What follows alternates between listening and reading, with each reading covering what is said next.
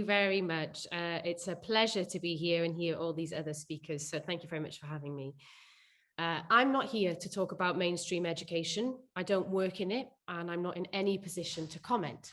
I am instead here to tell you about an entirely different way of organizing learning spaces, a way fit for the present and adaptable for the future.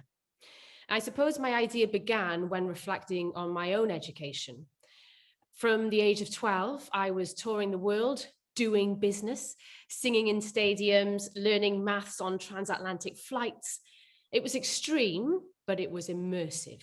My actions had real world consequences.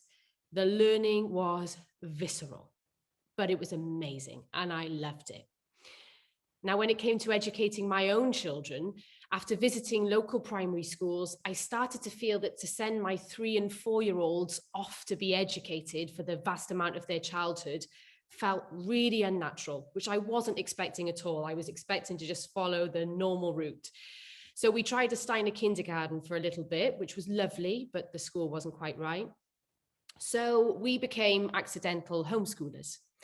After a shaky start, we eventually loved every aspect of it, the freedom, the creativity, and we even invited other children to join us. Now, by the time my kids were approaching secondary school age, it was obvious that they needed more time with their peers. And truth be told, I don't believe that the traditional methods of instruction are humane, let alone effective. My kids were only going to get one childhood, and if I could do something to create an alternative system for them, then shouldn't I try? Over my years of homeschooling, I'd become really fascinated with the psychological and neuroscientific research into how humans learn best. And as an activist, I saw the most effective way of changing the future was by changing the way we provide learning environments for our young people and offering it for free. I've basically spent the last 3 years doing about a PhD's worth of research. I've spoken to thousands of practitioners in education. I visited schools all over the country. Oh, sorry, I've just got it. I visited schools all over the country, from a social, emotional, mental health school in Barnsley to Eton College. Armed with that knowledge and with the DIY attitude of a garage punk band, my husband and I set about learning how to drag a school into existence, writing curricula and policies, engaging educators and parents, liaising with Estin and county council planners. We finally registered our school in December 2019 for 20 students aged 9 to 14. Free to attend, with the pledge of 4 hours per month of parental volunteer time, co-created with the students and their families, entrepreneurial and driven by necessity, run by a participatory democracy, self-financing, and with a passion-based curriculum focused on relationships to the self, community, and the planet. It almost killed us, but we opened with enormous optimism and were mostly successful. Our first project was an interior design project where they were given a completely blank space, which was the annex of my house. And they had a massive collaborative project adhering to a list of scavenger rules that we co-wrote to assure sustainability. And they created an amazing learning space for themselves. Following on from this, we had a public exhibition entitled The I in Us, celebrating the view of the individual within community. And we had all sorts of different individual pieces from the kids, short films, comic books, mixed material sculptures of cast iron, paper and wicker, works on canvas, clay animation, and even a hand-stitched kimono. As one Awen student, Ethan, who was 11, said, "I love going to school now. I think I have become more confident and my social skills have improved when meeting new people. I feel I can have the freedom to get creative and learn in the ways that I like. I found mainstream school difficult and frustrating." But by Christmas, my husband and I were reaching serious burnout. By January 2020, we were running full-time 5 days a week. We couldn't help but notice that the active parental engagement that had been so strong when we'd been running part-time in the beginning had waned significantly. Some parents still wanted to be a big part, others were becoming more distant, and this was affecting the students. COVID changed everything. as it did for everyone. We lost the use of our premises. We lost our funding opportunities. We couldn't afford to keep on staff. So we used the last of our funding to get us through to summer online, uncertain of our future.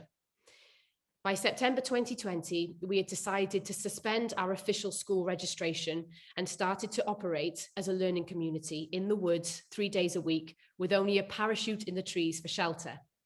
The students at this point began to talk of themselves as a tribe, their bonds of community forged in the fire of adversity, and a culture of integrity around our values began to emerge. Processes of peer assessment and group appraisal evolved naturally, and a sort of caring kinship and group resilience developed as we got wilder, closer to the earth and the fire pit. As one of our parents, Nikki Blenman, put it, Awen is not just somewhere you send your child. Awen will allow your child to explore and discover who they are, and the environment will bring out their best qualities. Through the winter and the subsequent lockdown, a clarity emerged around what the Awen Project needed to become. A new model for democratic learning communities, a bridge between home education and school, a wholly accessible alternative to mainstream schooling for all students of all ages, where young people are supported to become self-directed learners, a community that extends care, support, and coaching to the families of its members, a place where a coherent curriculum can cross between the differing contexts of home and school, a place where children's rights are celebrated and upheld, particularly their right to choose, where they are consenting participants rather than forced or coerced into compliance. One of our youngest students, Chloe, age 9, says, kids should be educated this way because it's fair. I think that says it all.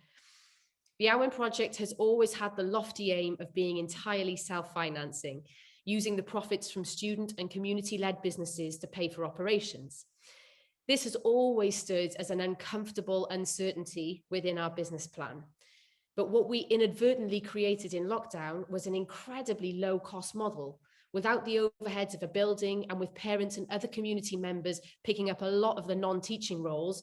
Our only really significant costs are our teachers, and they are worth every penny.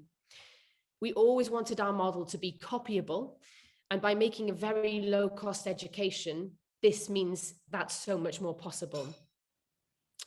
From September 2021, we will be running teacher-led sessions Monday to Thursday, 10 till 2, with parent groups leading community activities like building and growing food in the afternoons. Optional community outings will happen on Fridays, set by teachers, but led by students and parents.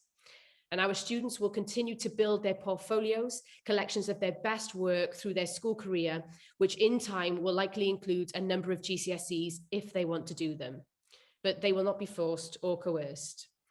In partnership with the Woodland Trust, we will continue to operate and grow our learning community in South Wales, but also help new learning communities to sprout up around the UK and in time the world. These communities will form a network that can share resources, staff and facilities. We will set up teacher training, after-school clubs, holiday camps and education festivals that can help to empower student voice and encourage democracy within the mainstream.